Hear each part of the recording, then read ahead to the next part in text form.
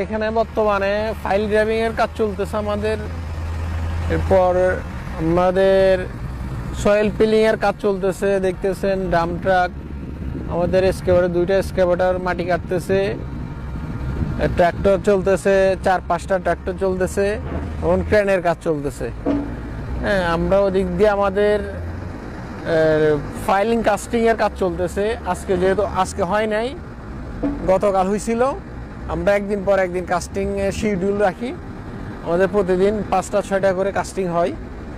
আমরা আশা রাখতেছি বর্ষার আগে আমরা ভালো একটা প্রগ্রেস আগাইতে পারবো ইনশাল্লাহ। আমাদের বিএডব্লিউটি আমাদেরকে ভালো সহযোগিতা করতেছেন এবং আমাদের স্যাররাও মোটামুটি আলহামদুলিল্লাহ ভালো সাপোর্ট দিচ্ছেন অফিস থেকে।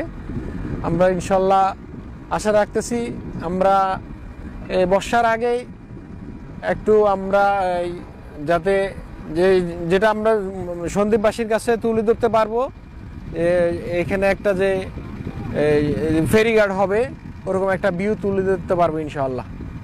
তো আপনারা থাকবেন আমাদের পাশে। আসসালামু আলাইকুম।